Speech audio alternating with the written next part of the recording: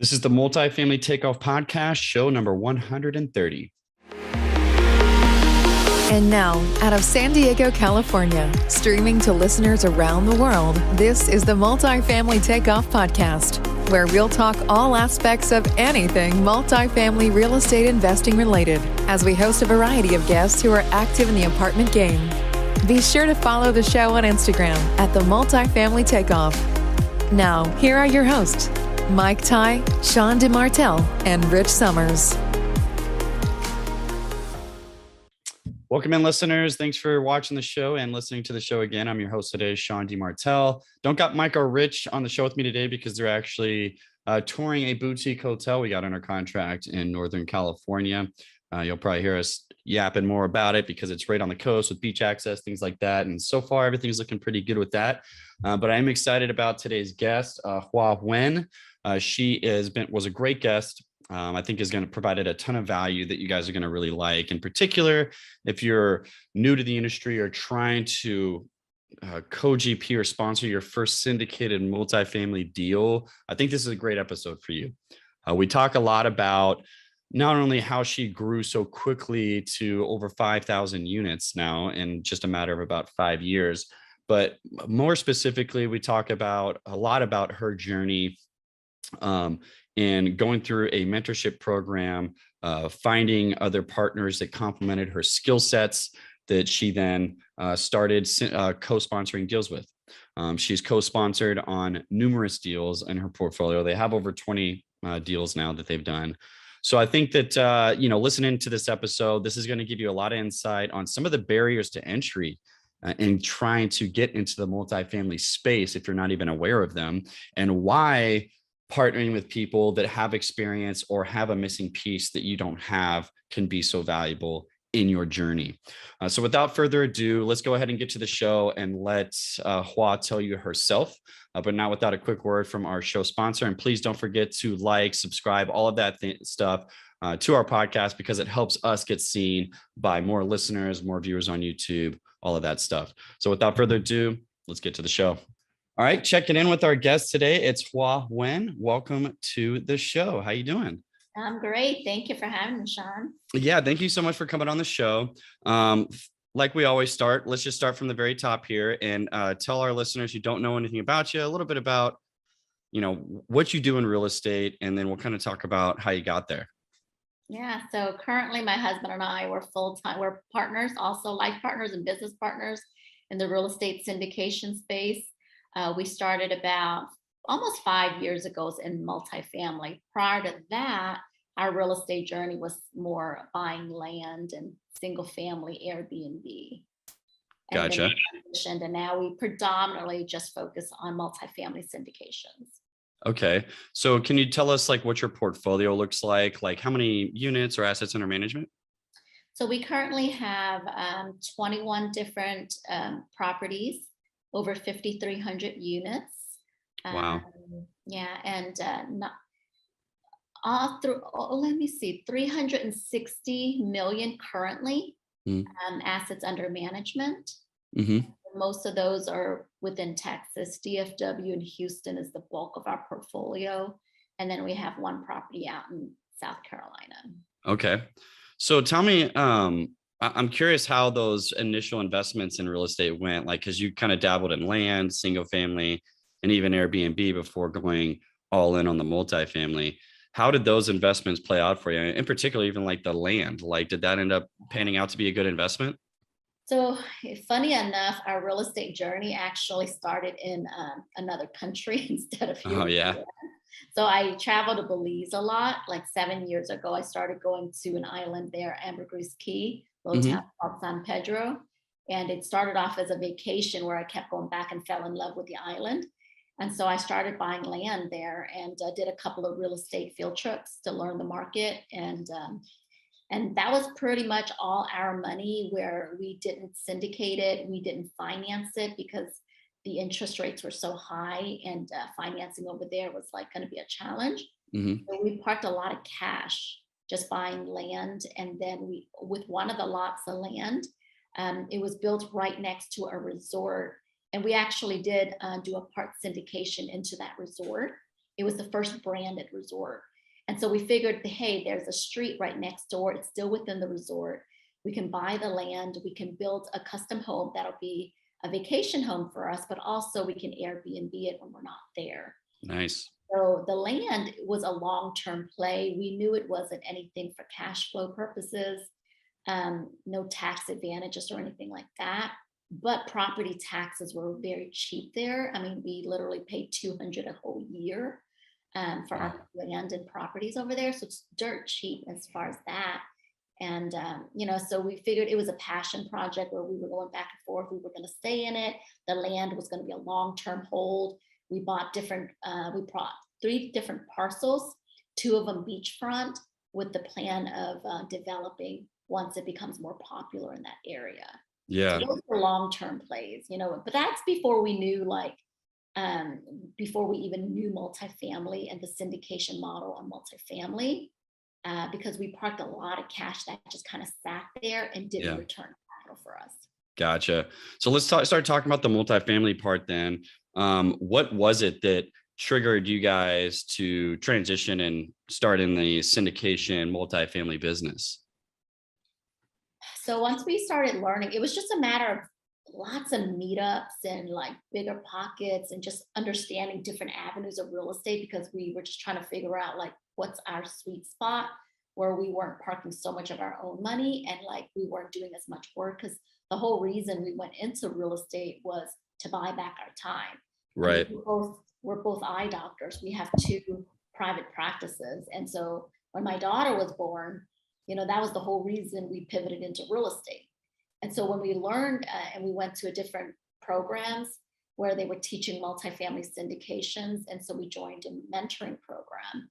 And that's when we learned hey, we could really partner with other people who have way more experience and then divvy up the roles and, raise equity and put money together and buy these larger projects and scale so much easier. And it had all these advantages that all my other assets didn't have. Mm-hmm. But man, I've been playing in the wrong space. Right. And so that kind of helped us transition over and really scale our portfolio pretty rapidly. Once we started doing that, once we knew kind of what part of the equation we enjoy doing in the multifamily and what we were really good at. And what part is it that you enjoy doing? So there's 2 pillars of the multifamily we really enjoy: capital raising, investor relations. That's the big bulk of what we do. And then also the acquisitions. We love going out there, underwriting, finding the deals, getting to know the brokers. So sourcing the deals and sourcing the capital is really our 2 strengths. I like that. So where are you guys at right now in that whole time freedom journey? You said you still had your 2 private practices. Now, are you guys still in there working there yourselves full time? No, so I go in there by choice now 2 days a month. So I've been practicing for 16 years. I only see patients by request, who still specifically want to see me. But we've hired 4 other associate doctors now. So we literally don't even have to go into our practice anymore. It's streamlined and we've built systems now. And we've had 1 practice for 11 years and 1 for 9 years. But literally we come and go as we please and practice as much or as little as we want. But 2 days a month, if that is what I go in now. That's awesome. And it's still an income stream for you on top of all of the real estate. So, I mean, that's a beautiful thing. Speaking of eye doctors, though, I got LASIK done 2 years ago. I'm so happy I got that done. I know, Awesome. right? I wish I would have done it a long time ago, because now I have 2015. It's just 4K HD everywhere. I love it. So tell me, I'm really curious. So you mentioned that you guys leveraged partnerships, you alluded to the mentorship program, which I'm sure opened a lot of doors as far as partnerships and whatnot. So how, in this whole process with you guys, the primary hat you like to wear is capital raising. Where did you source a lot of these investors? How did you convince people to, get in on these investment opportunities, all that kind of stuff? So it's a lot of education. It helps that I'm also a doctor, of course. So a lot of my sphere of just personal friends, starting there, I'm optometrist. But then a lot of my friends are dentists, chiropractors, medical doctors. So all different types of doctors, healthy professionals who don't want to get into the real estate space by themselves. They don't want to invest the time or money to go learn it and do it themselves. Right. They want somebody to help that they know and like and trust that can put their money to work for them. And so just getting out there and just educating people on what we were doing. I started there, right? Just immediate circle of people I knew. And then the biggest change for us was when we started going to different groups like entrepreneurs and doing a lot of speaking engagements and just educating people about the multifamily syndication space and kind of teaching that a bit. And so people would just naturally gravitate and want to learn more. And then it went from one to many, and then we just filter it down to one to one, and then just build those core relationships and a lot of referrals to us. And so we grew very rapidly in our investor database. And so that's how we were able to raise, project back to back to back. Wow. So, yeah, I mean, that's just an incredible, level of scaling too, to go to, you said, I think around 5,300 units in just around 5 years. What would you recommend to people that are listening to this podcast that are debating whether or not they want to join a mentorship program or something similar? And most of these things cost, 5 figures. So what would be your recommendation to somebody that's debating that? And maybe even tell us a little bit about your experience going through a program like that. Yeah, I think number one, when you join the mentorship program or any type of program, having a clear understanding like what role you want to play. If you want to be active or you generally just want to be passive. I mean, if you're just a passive, I think as a limited partner, I don't think you need to spend 5 figures to go into a mentorship program. If you're going to be a limited partner, there's a lot of good resources and people you can learn from to be a limited partner. But as far as like to be a general partner, if you really want to actively get into the multifamily space, and there's so many different programs out there, but I think the success of the students and the people who are in it is what makes it, not so much the teachings, because you can learn the content a lot of places where you don't have to pay, that type of money. Right. But I think what's more important is really leveraging like the people who are in the group for potential partnership opportunities. And so, if you want to go in and do asset management, if you're strong on operations and project management, if you want to do capital raising, if you want to do sourcing the deals and you're good with contracts and lending. And, so it kind of depends on you. You got to have a clear understanding of what you want to do before you're going to go in and spend these 5-figure mentorship programs. Because I've seen people go in, spend all that money and wind up just sitting on the sidelines, really not doing much with it. Oh yeah, I see it a lot too. And so, for us, it was like, man, if we're going to invest this kind of money and time, like we're all in, right? But we got to make it really clear what we're looking for. So we're not going in and just like spending a bunch of time just chit chatting, kind of figuring out like, hey, what are our strengths? What do we actually, and you'll learn that as you go and learn the ropes. You got to learn the foundations and then start talking to people and figure out the missing piece of the puzzle for you of who's going to complement your skill sets and to make a team. And so most people, if you're starting off, most people need equity. So if you know nothing in multifamily and you can raise capital, you've got a good network, and you're like, hey, I'm a doctor, or I'm not even a doctor, but I know a lot of people who have money who want to invest, then start with that. Like if you can partner and get under the wings of an experienced operator in a team that has good deal flow and they've already been successful, there's always a need for capital. Yep. If you can go in and your strength is like, hey, I know I can bring in X, Y, and Z, and you'll learn the ropes with them, that's the best and easiest way to get your foot in the door.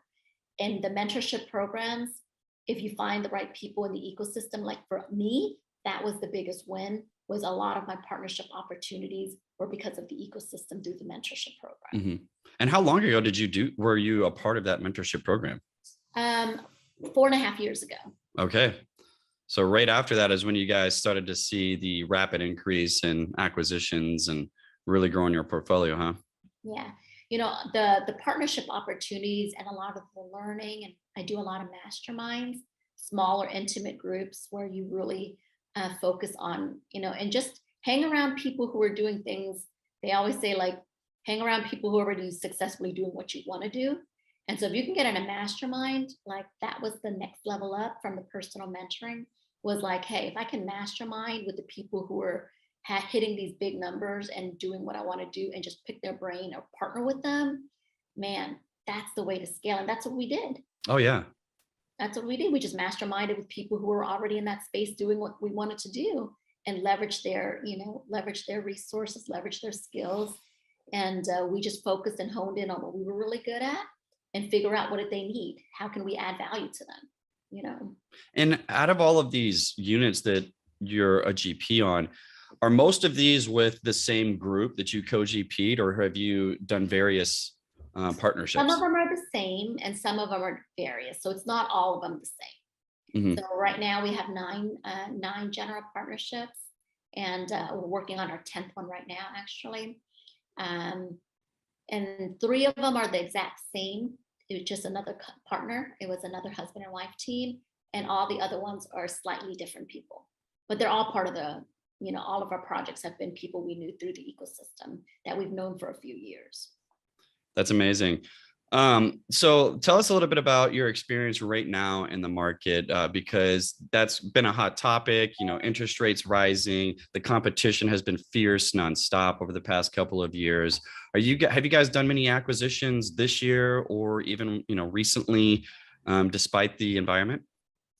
Yeah, this past year, we've done 5 acquisitions. Mm-hmm. We're working on one right now that we were supposed to close. But lender, because of the, the markets right now, it's a little crazy. And so lending's a little trickier, interest rates, but we've already accounted for that. So it's no higher than what we already accounted for. And then terms, we were supposed to close because of the volatility of the market right now. Lenders are being a little flaky, Yeah. Yeah, trust me, I know. Yeah, I think because of that, but I think all of us in this business are keenly aware of the supply and demand issues, and even despite the interest rates where they're at, there's a lot of confidence, and a lot of people are bullish on continuing to acquire these assets. What are the goals for you guys over the next, let's just say, between 2 and 5 years? Is it just to continue acquiring these multifamily assets as much as you can, or do you have like a specific goal in mind? 2 to 5 years, we'll probably continue scaling the way we're doing. We're predominantly in A and B space. We haven't done new development yet. That's probably going to be the next phase for us, is to consider doing new development and also look into build BTR, build to rent communities in the hot markets. And, we have someone who we've known for many years. He's a developer, and that's what he's worked on. And so that's kind of probably be within the next few years. That's something we want to look at. And why do you want to make that transition?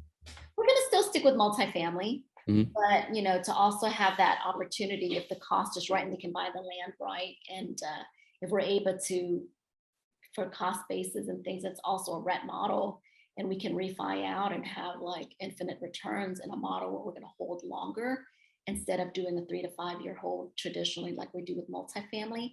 It's just diversifying our portfolio. Yeah, I like that. Okay. But traditionally you guys have been doing have they been value add A's and B's? Because you said you're primarily in A's and B's, correct? So you've been following the value. Light value add.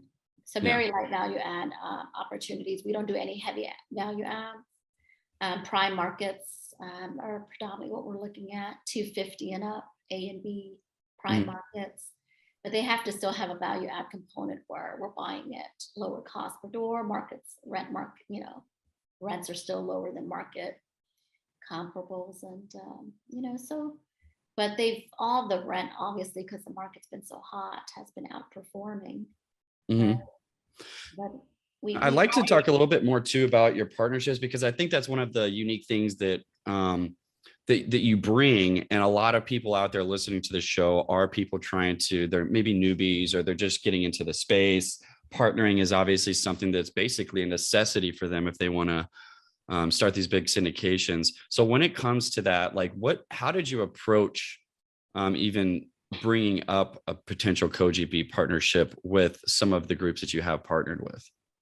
Yeah, I mean, it's I don't even honestly have that front conversation until I kind of get to know them.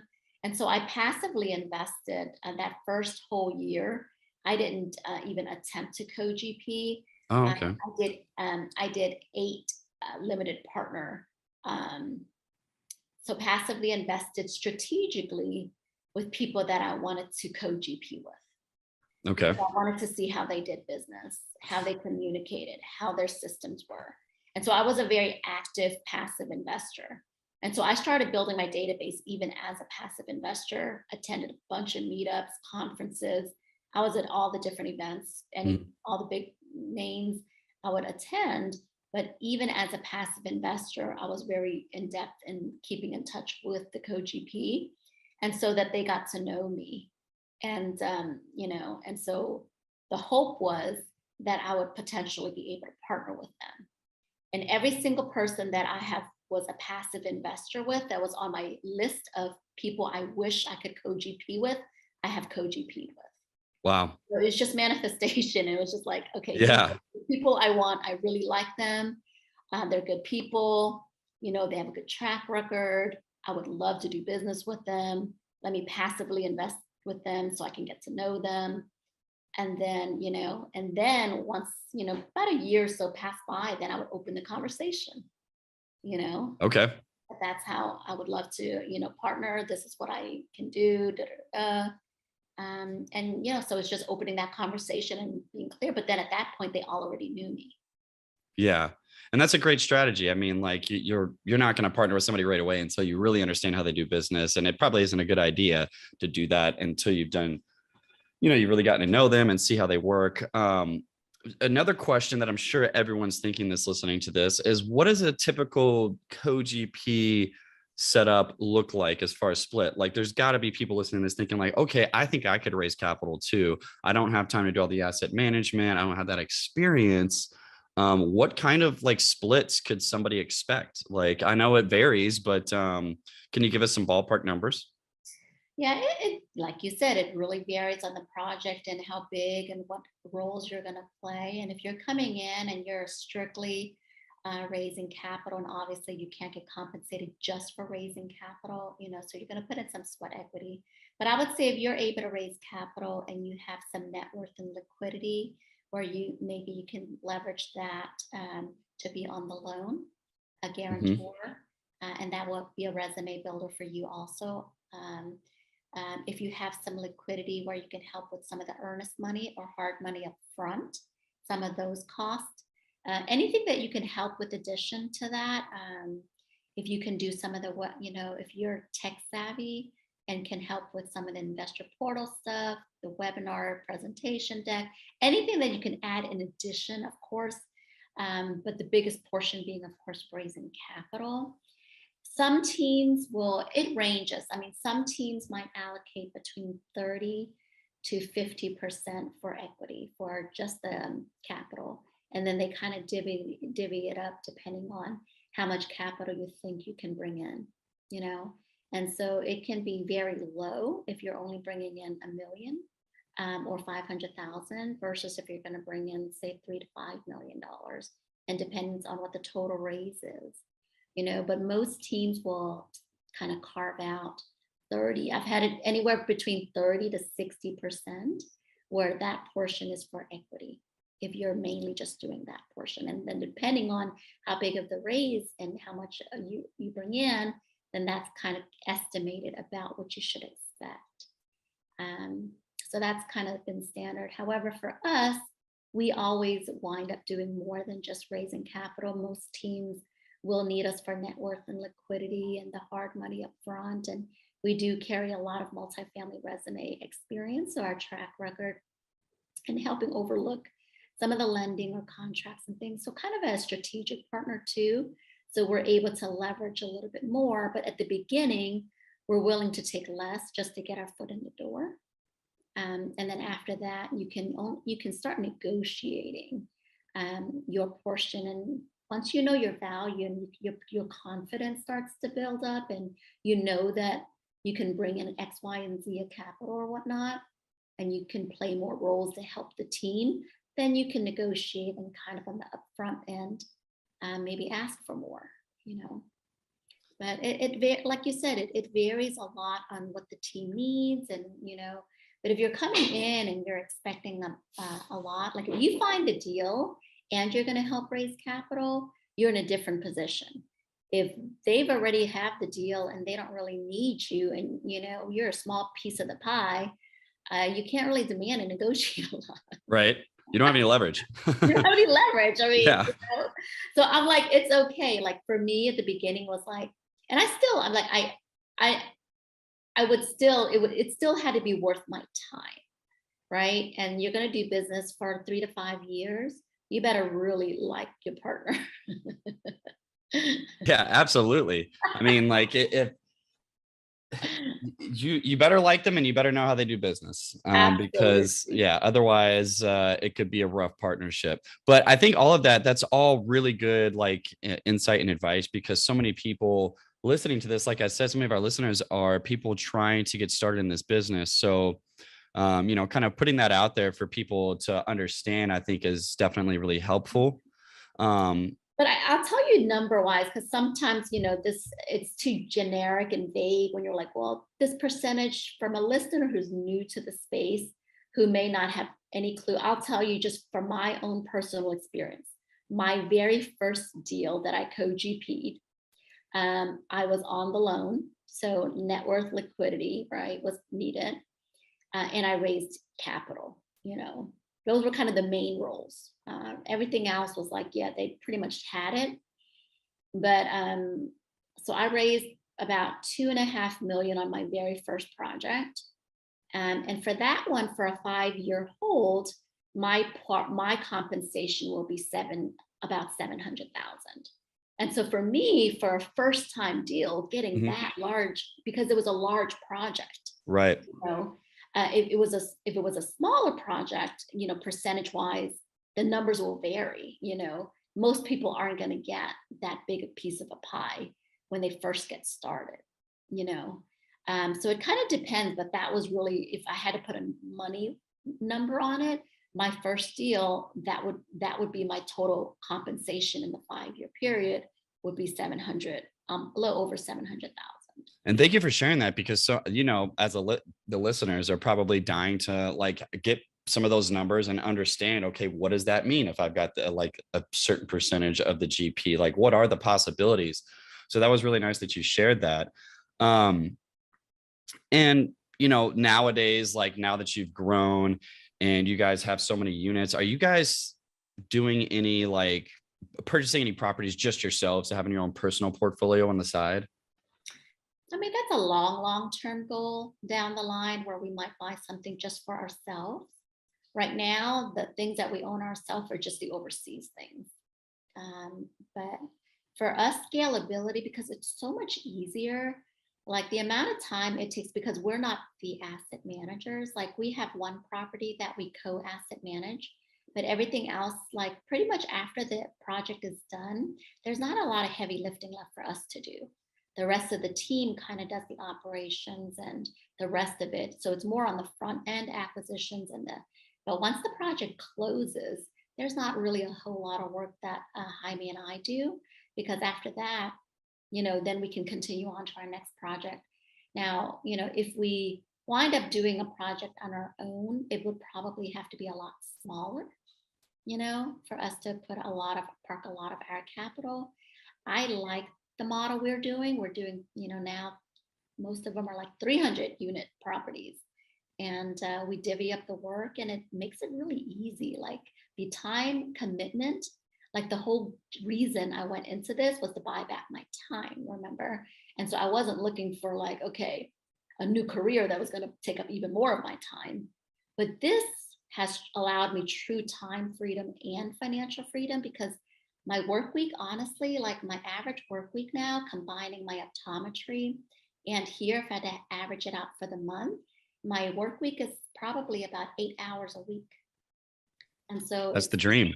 that's the dream. And so I've gotten to the point now I have enough cash flow for my practices, and that cash flow helps with my real estate. And my real estate has a bunch of cash flow. So it's like it cycles back. And so now it's just like, I just pick and choose which opportunity I want to join, and then divvy up the work. Because if I do it all by myself, that means that's a lot of workload. You know how hard it is from A to Z doing the whole shebang. And at this point in my career, I'm not ready for that. One of the things that I wanted to, this is going back a little bit, but I wanted to kind of refresh the listeners that aren't aware. When you mentioned that you were signing on the loan, and providing the net worth and liquidity requirements, which are huge when it comes to general partnerships, because that's hard to get as a newbie. Can you remind our listeners what specifically that means? Like what kind of net worth and liquidity requirements lenders want to see? Yeah, so the amount of the loan, I mean, you have to have enough, all the co-GPs, right? All the people are signing on the loan collectively as a team, your net worth has to be at least that amount. And you have to have the liquidity pre and post, like 10% to have enough on hand. And for me, that's really important, the liquidity, because if something shall go south on a project, I want to make sure that I have co-GPs that have enough money on hand. So if we need to inject some capital to save the project through tough times, I want to make sure that we have enough money on hand, not just for lender requirements, but for real, right? If we're holding this project for 5 years, yes, we buffer and cushion in as much of the project as we can, but we want to make sure we do have that cash on hand so that if the project, worst case scenario, if something shall happen and we need to, put some cash into the project before having to do a capital call, because I don't want to do a capital call for my investors, that's worst case scenario. But lenders are very stringent on that, especially post-COVID with bridge lenders. I mean, aside from net worth and liquidity, like if you didn't have an asset class similar, and you don't really have a strong multifamily track record, it's hard, to Absolutely. get terms and to get good terms and get good lending. And Yeah, so, I mean, even myself and Mike and Rich at Pack 3 Capital, I mean, early on with our first property, we needed to bring somebody on with the liquidity and net worth requirement. And we literally partnered with somebody just to bring them in for that one specific requirement. And they essentially didn't have any other roles that they were actively week in, week out doing. And for those listeners that are hearing this, that's not uncommon. Like it's very common to bring in somebody that can meet that net worth and liquidity and is willing to sign on the loan. Obviously, there's a price for that. And usually they're now a part of the general partnerships. But that's, just one of the many pieces and like you mentioned, that's actually a ton of value that you provided to the general partners by bringing that in and capital. So anybody getting into this business will quickly realize the value in that. yeah, if you can bring that automatically, you can get your foot in the door. Oh yeah, if you can bring that, you're gonna be doing deals because there's an unlimited number of people that are looking for that. And I think that barrier to entry is something that so many people don't know yet, or haven't hit that wall with a lender. And it's a huge one. I mean, like getting into large multifamily syndications, like if you're going to be taking down these double-digit $1 million properties, you've got to have somebody with the pocketbook to sign on that loan. And so that's something to keep in mind if you're trying to get into this industry.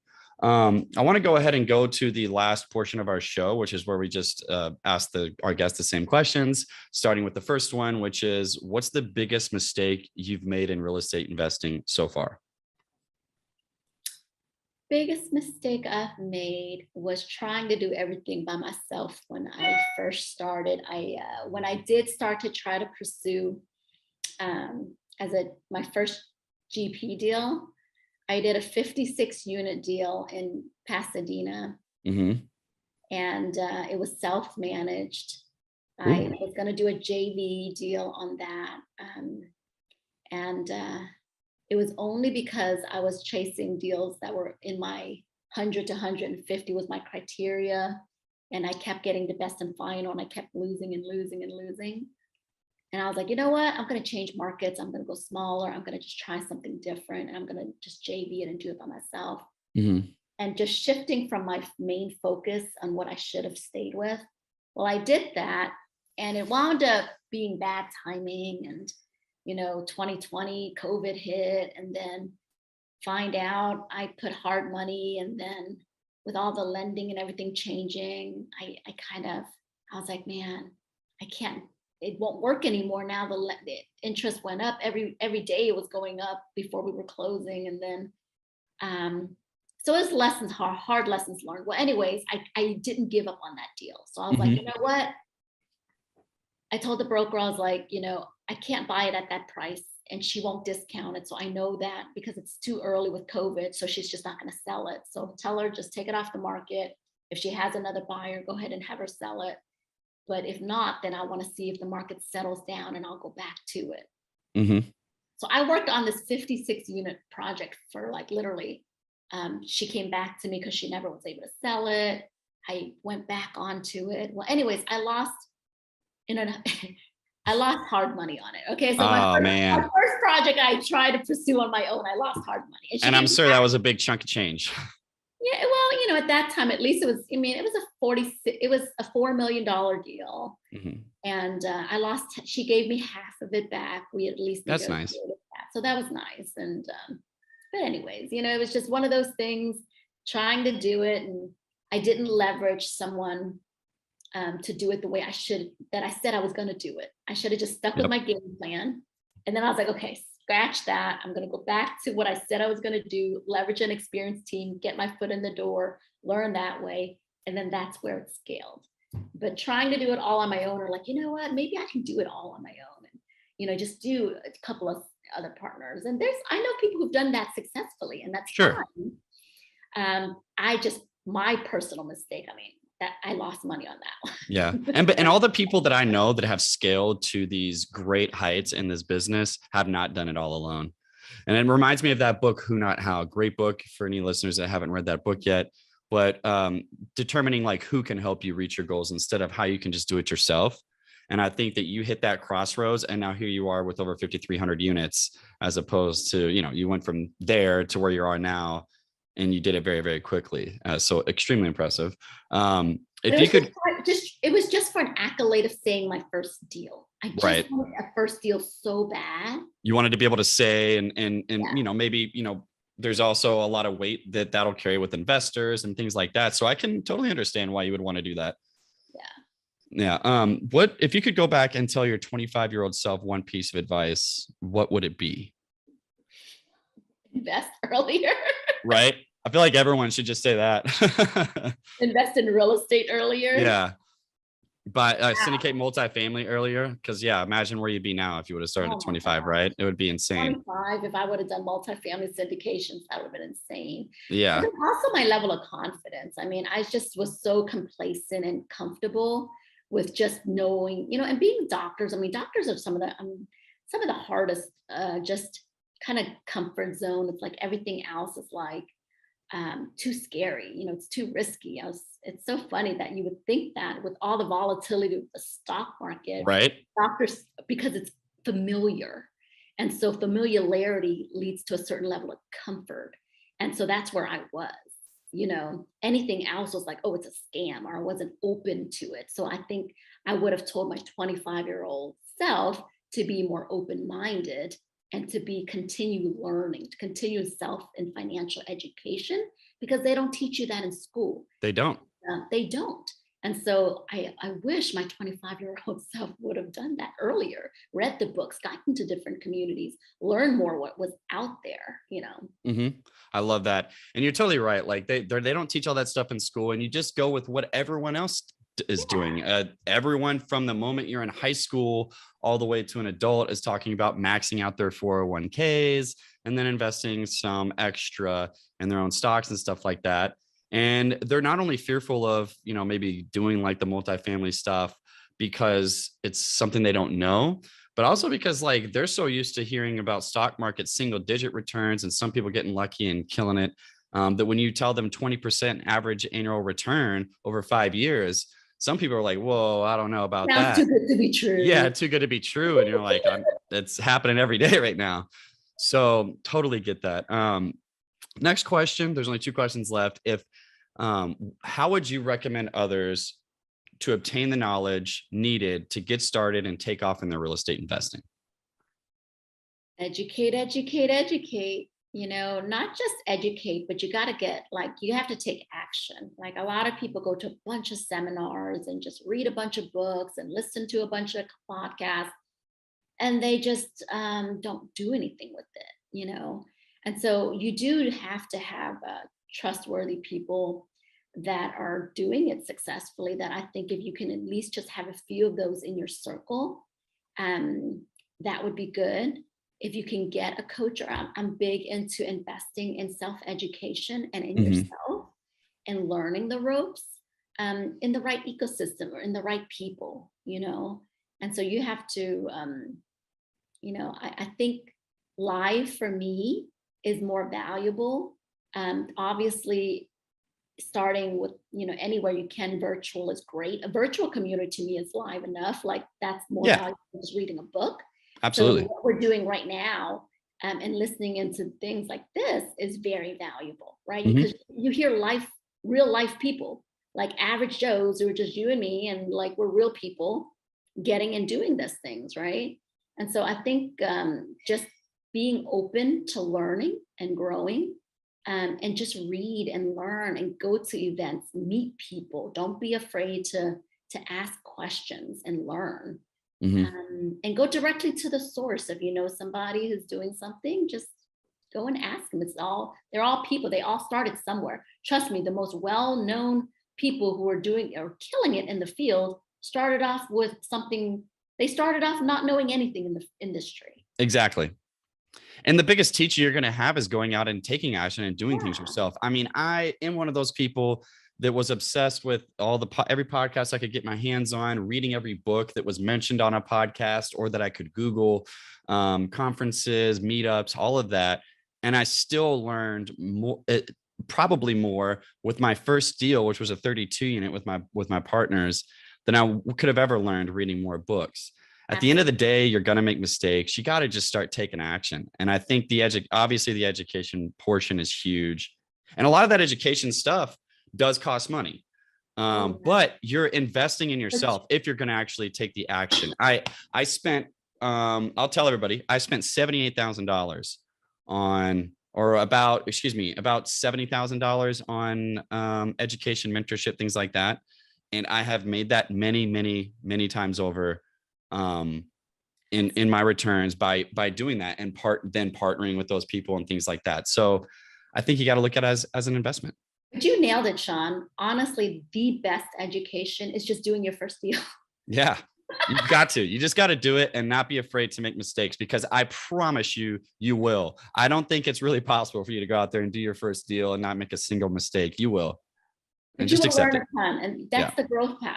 The people who are, like you said, if we weren't going out there and just doing it, we make mistakes, but we learn and we build that confidence, and you just get out there and you get back up and you get out there and you keep at it. But like you said, you can read, but do get the foundations and understand and learn. And like you said, 70,000 investing in your education, you well exceeded that in your returns. Oh, absolutely. Absolutely. And I was going to have one more question, but I'm going to add one now, because I want to ask you, what's one thing that after doing like your first one or two deals that you will never do again? You learned your lesson. You'll never do it again. I've got a bunch of them, but that I would never do again. I'll tell you one thing I would never do again. I don't think I ever want to buy a distressed property or a heavy value add 1968 vintage ever again. We made out really well, but the headaches and how difficult it is, I'll never do it again. I keep hearing that one. So I've never actually done an older project like that, heavy value add. That's not our criteria. So I haven't done one of those, because I hear all the stories about them. I'm like, not doing that. You're like, hard no. Hard no. No, I don't know if there's anything I would say I would never do again, because we've been very lucky that our partnerships have been very good, and every partner that we've partnered with, we've learned a ton, and they've been good. They've been good friends and things like that. So I think that helped us kind of guide us from making a lot of other mistakes. Yeah, for sure. Well, that's awesome. You're very fortunate. You've had incredible success. Just explosive growth over the past 5 years. So final question, how can our listeners get in touch with you? Probably the best is to get on our website, passive wealth, the number 23.com. Okay. PassiveWealth23.com. Thank you so much for coming on our show. You were an awesome guest. I think you provided a ton of value.